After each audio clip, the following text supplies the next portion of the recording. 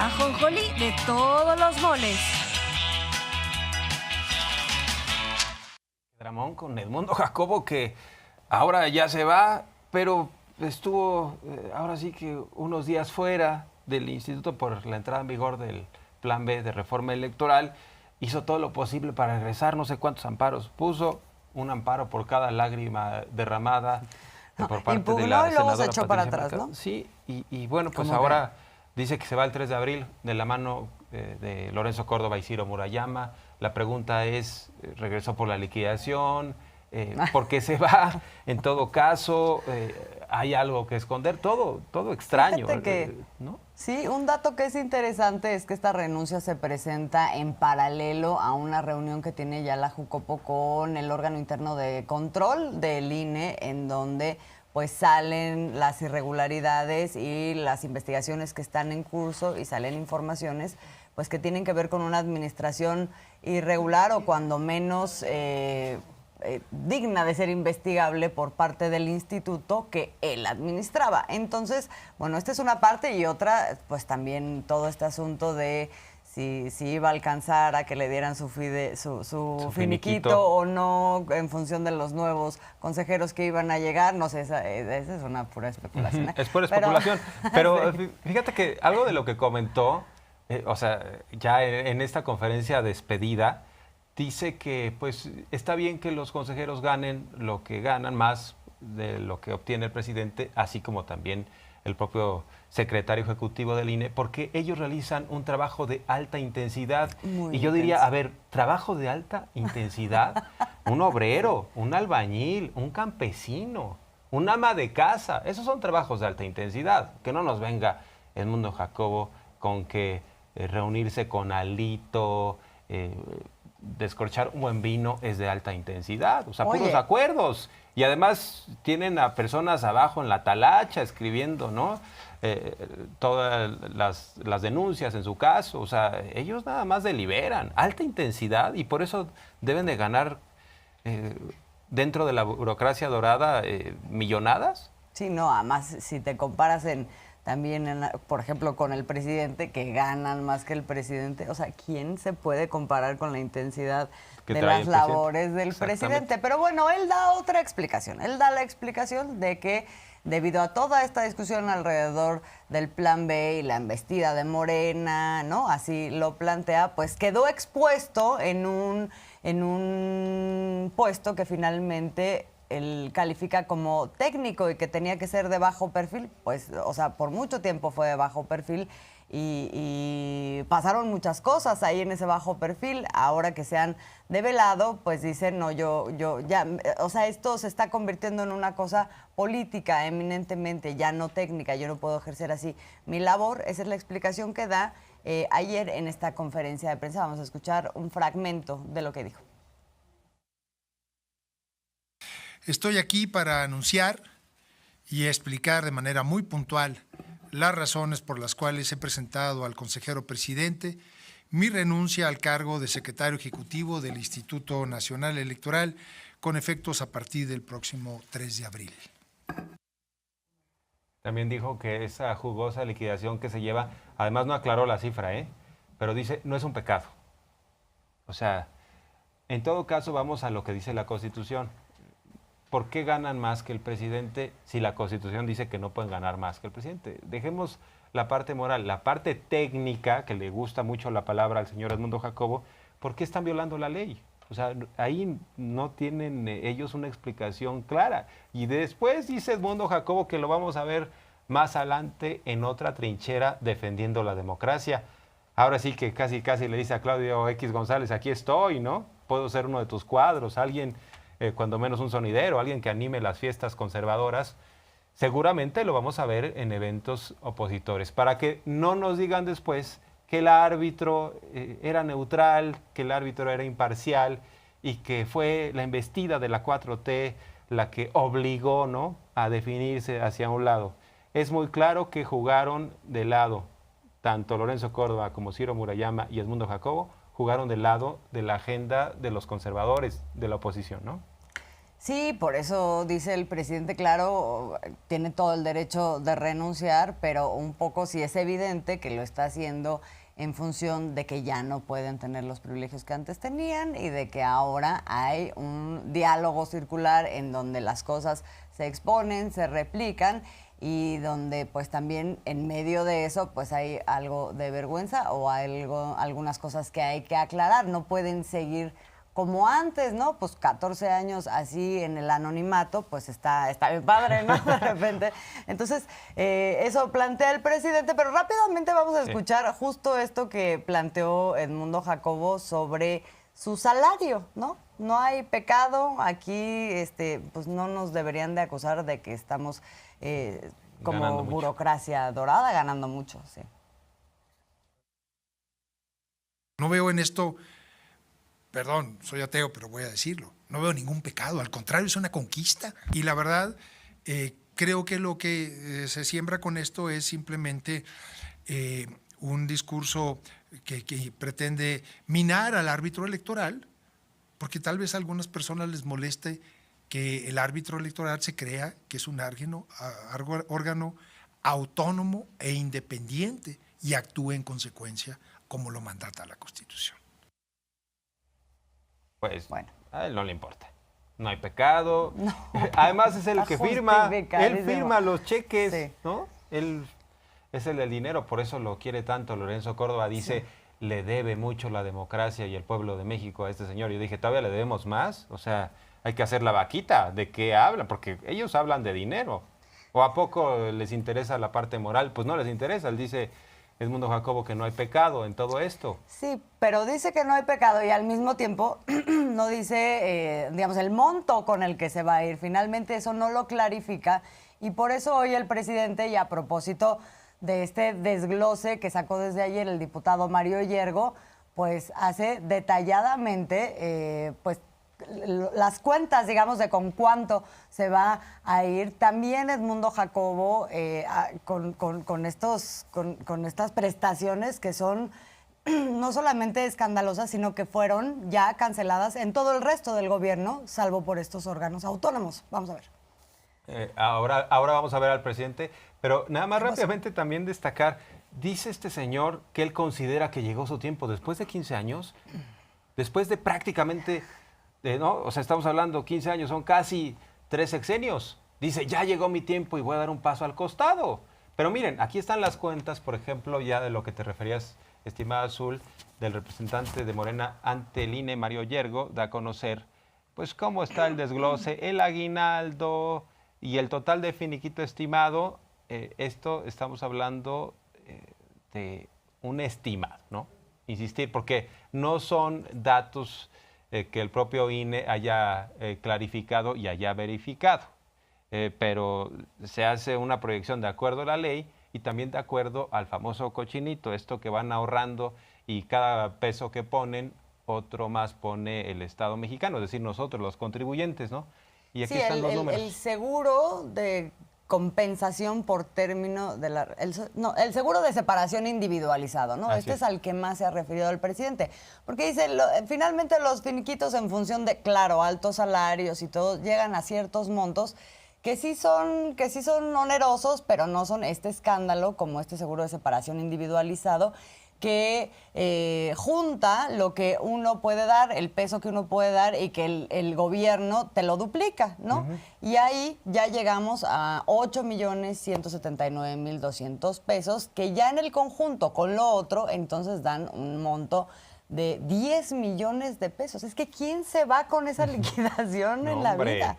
No, hombre, o sea, y así está por cabeza, ¿no? O sea, más o menos por ahí anda Lorenzo Córdoba, por ahí anda Ciro Murayama. Sí. Y el propio Edmundo Jacobo.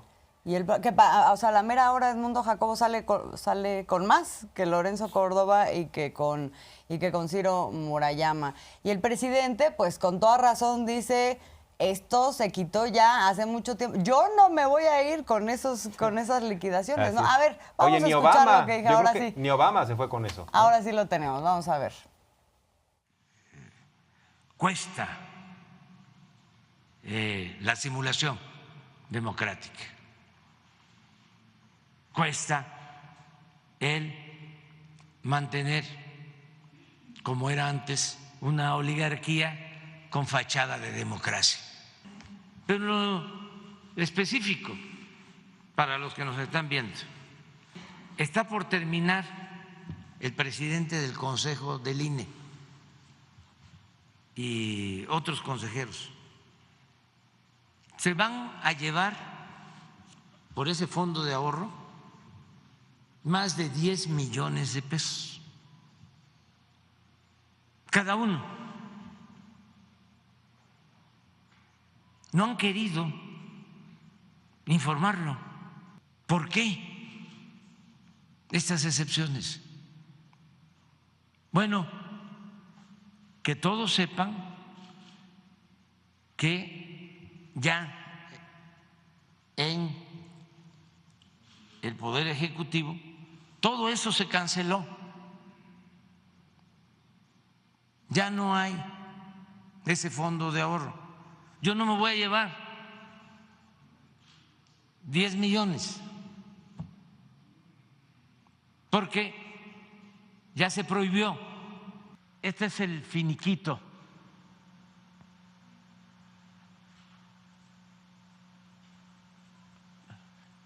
Compensación por término de la relación laboral.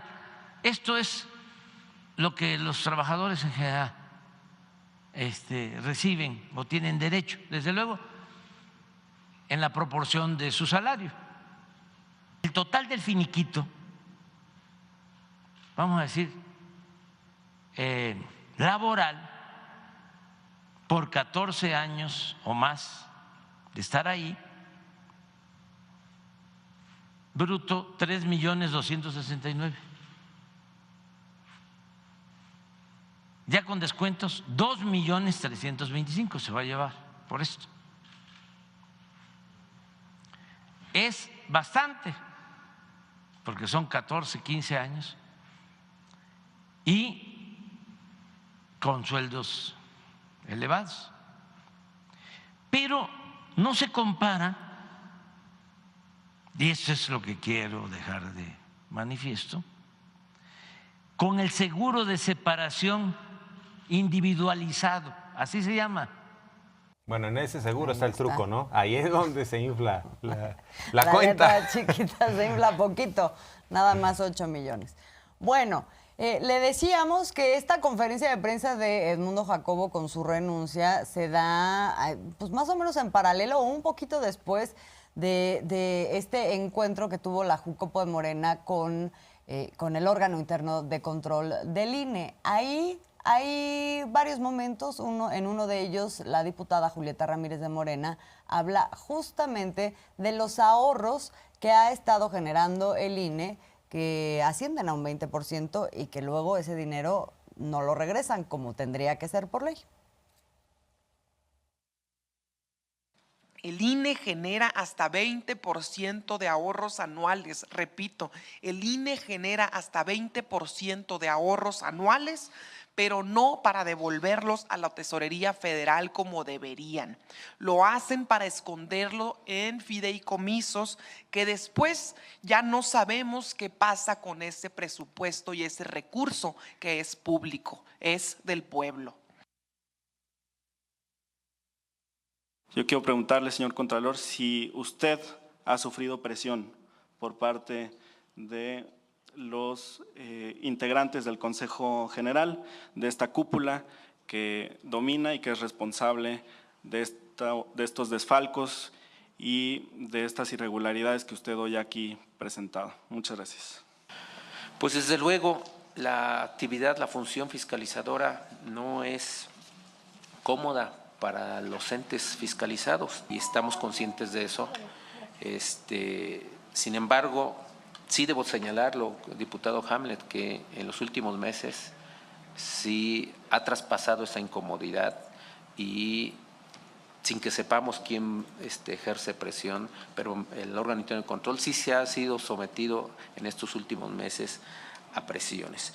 Coincidentemente, en estos últimos meses, el consejero presidente del Instituto Nacional Electoral ha cuestionado que el órgano interno de control tenga facultades para emitir estos lineamientos, es decir, intenta anular los lineamientos, el servicio de carrera del órgano interno de control.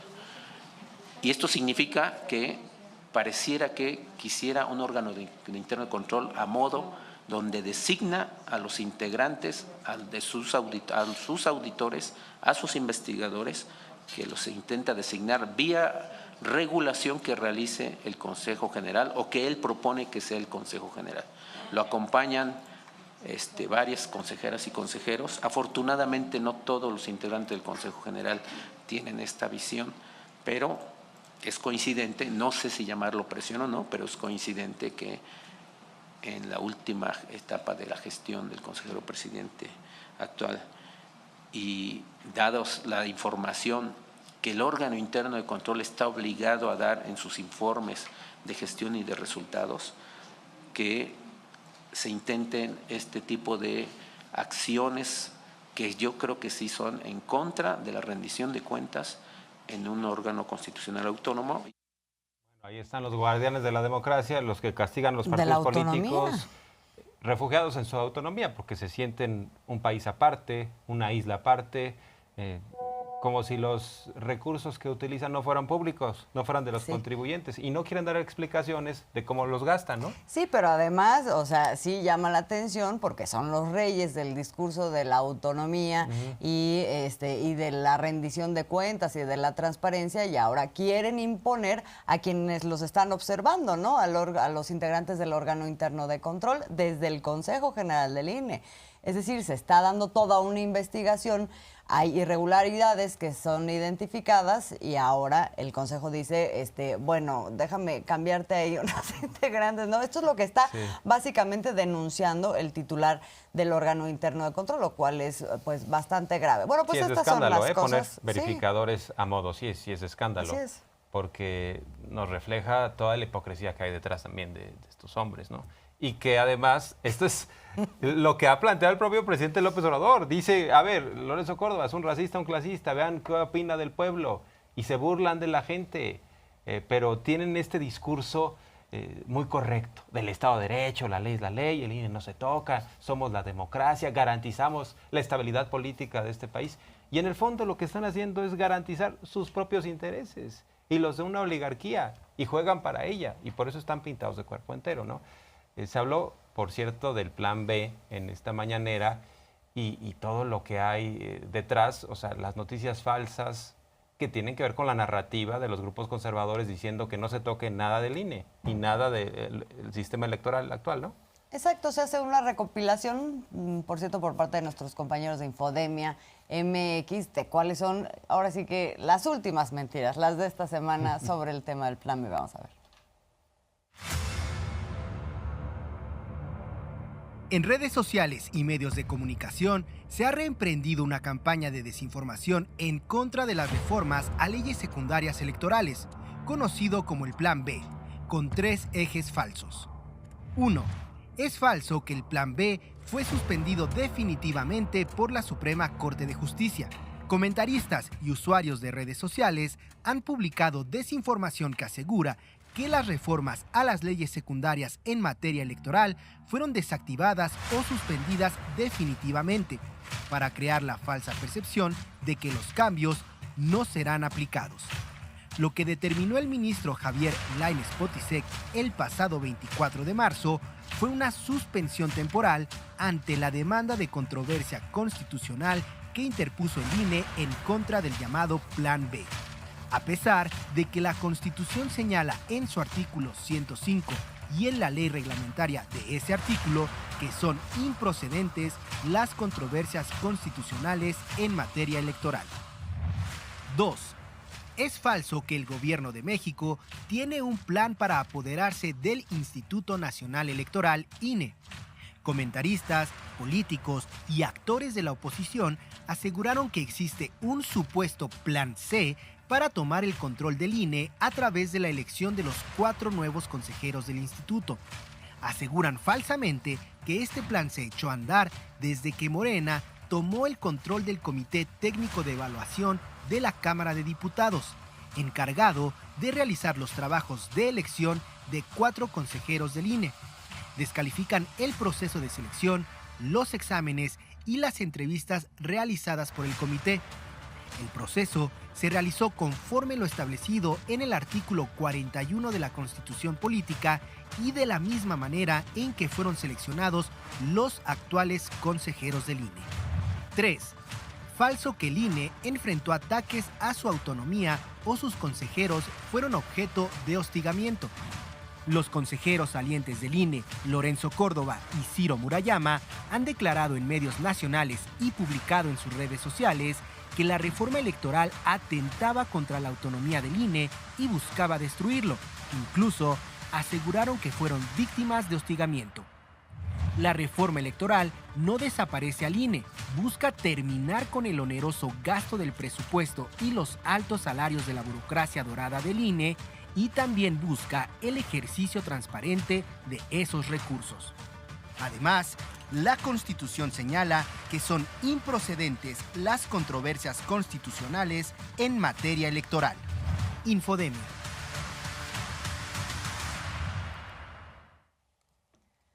Bueno. Muy claro esto que se plantea. Y además el presidente López Obrador le preguntaron sobre el proceso de renovación de los 4 consejeros, ¿no?, del INE. Sí. Y tiene que haber una consejera presidenta, pero pues no se quiere repetir el modelo, aunque el sistema que dejaron es el mismo. O sea, ¿qué sistema hicieron los conservadores?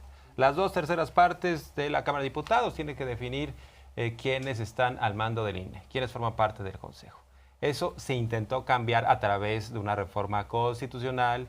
El presidente quería que fueran electos democráticamente los consejeros y consejeras. No quisieron. PRI, PAN, PRD y MC se opusieron tajantemente a eso. Se queda el sistema y como no va a obtener las 2/3 partes Morena, de hecho, pues siempre no le ha importado al presidente López Obrador eso, ¿no? Dice, mejor que sea la suerte, en todo caso, la que defina, porque no queremos caer en el tema de las cuotas y los cuates. Así es, esto ya lo ha venido diciendo en otras ocasiones y desde Morena también pues adelantaban, ¿no? Bueno, no nos importa si se tiene que llegar a la insaculación, pero hacen como un gran debate de todo esto, ¿no? Porque lo que quieren es poner en el centro que no están de acuerdo con los perfiles de los candidatos, entonces lo plantean como un gran drama y que es parte de la lucha de la oposición ahorita, lo cual sí es esquizofrénico por esto que planteas, de que finalmente el sistema que hay ahorita es el que ellos dejaron, el que no permitieron que fuera cambiado. Pero bueno, esto entonces ya directamente es lo que recomienda el día de hoy el presidente. Entonces, mi opinión es de que no negocien como era antes. Uno para ti, otro para ti, 2 para mí. No, que se vayan a la insaculación. Es una propuesta muy respetuosa. Que no negocien. Para acabar con las épocas de cuotas políticas. Que no haya cuota. Ni que sea la fortuna, diría Maquiavelo. Que sea la fortuna, como decía Maquiavelo, que la política, claro, es racionalidad, pero tiene una dosis de fortuna. Y lo considera así también López Obrador, ¿no? Y ya estamos muy pronto a saber cuál va a ser el resultado de todo este proceso. Según esto, el 30, mañana, ¿no? Mañana se discute entre los diputados y si no se alcanzan las 2/3 partes, el 31 tendría que hacerse la insaculación, ¿no? Así es. Y bueno, vamos a ver qué pasa después de esto, porque hasta eso podría ser impugnado. Exactamente. Ya lo anunciaron algunos. Y van a ir a la corte y tienen a sus amigos en la corte, pero bueno, veremos en qué termina eso. López Obrador también fijó la postura sobre lo que está sucediendo en Estados Unidos, particularmente en estas comparecencias de secretarios de Estado con los congresistas allá.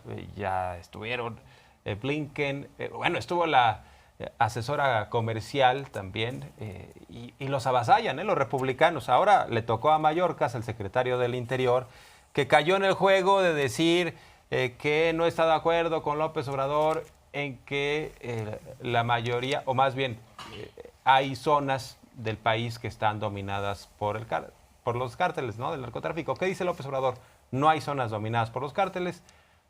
Blinken había sugerido que sí, y ahora Mayorkas pues lo presionan para que diga lo mismo, ¿no? Para que apoye a Blinken. Sí, y por eso el presidente no dirigió hoy su mensaje a los integrantes del gabinete del presidente Joe Biden, sino en este contexto a aquellos senadores que han estado como punta de lanza de una postura que es francamente intervencionista. Particularmente hoy decidió dedicarle unas preguntas al senador Lindsey Graham, el republicano senador Lindsey Graham. Pero yo le quiero hacer una pregunta, o dos o tres, al senador, porque es buena la polémica, ¿no? Que me diga sí o no.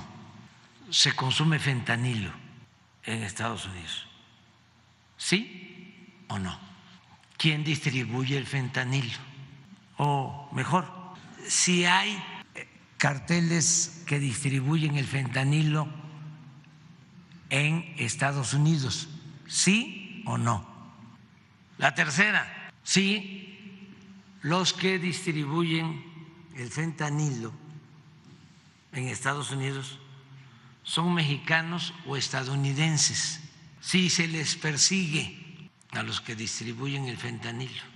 Y una más, si se puede comprar o no una ametralladora o un arma de alto poder en los supermercados de Estados Unidos, ¿sí o no? Y ya, si quiere que me diga qué programas tienen para apoyar a los jóvenes en Estados Unidos con el propósito de que no consuman droga. ¿Qué están haciendo? Si están garantizando a los jóvenes en Estados Unidos el derecho al estudio y el derecho al trabajo.